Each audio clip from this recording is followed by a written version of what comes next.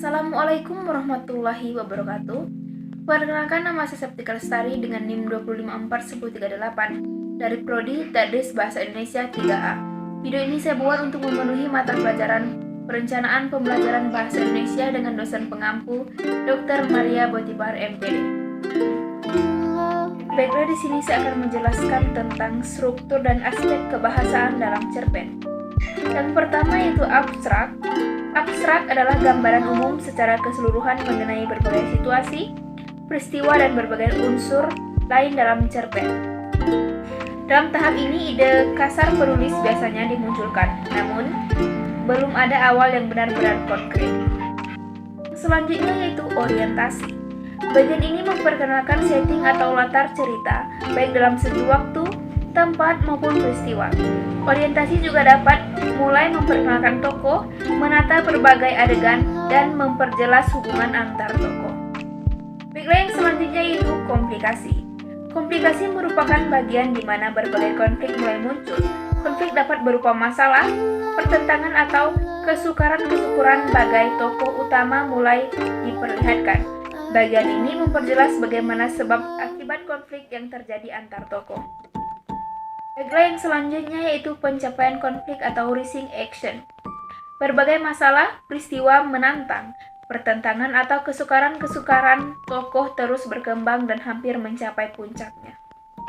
Selanjutnya yaitu puncak konflik atau turning point. Konflik sering disebut juga sebagai klimaks. Ini adalah bagian puncak dari konflik, bagian cerita yang paling mendebarkan dan permasalahan mencapai batasnya. Selanjutnya yaitu evaluasi. Konflik atau berbagai masalah lain yang telah memuncak mulai mendapatkan pencerahan untuk jalan penyelesaiannya.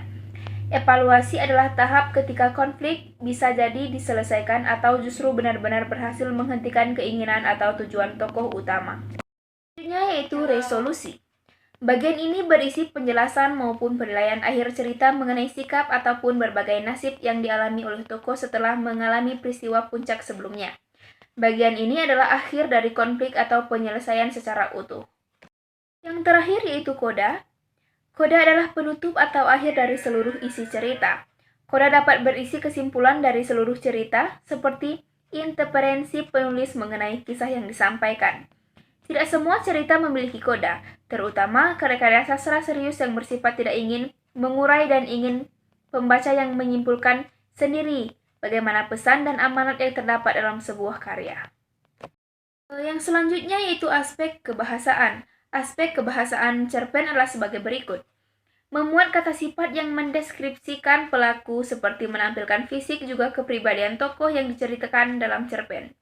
Seperti misalnya sosok tinggi atau gagah. Memuat kata keterangan untuk mendeskripsikan latar waktu, tempat, dan suasana. Sebagai contoh misalnya, di pagi hari yang cerah. Yang selanjutnya, menggunakan kalimat langsung dan juga tidak langsung untuk penulisan dalam percakapan di dalam cerpen. Bisa menggunakan gaya bahasa yang bersifat konotasi, sepertinya puncak langit. Bahasa yang digunakan tidak baku dan tidak formal. Bisa menggunakan gaya bahasa perbandingan, pertentangan, pertautan, maupun perulangan. Itulah materi yang dapat saya jelaskan. Lebih dan kurang saya mohon maaf. Kepada Tuhan saya mohon ampun. Saya tutup. Wabillahi taufiq wal hidayah. Wassalamualaikum warahmatullahi wabarakatuh.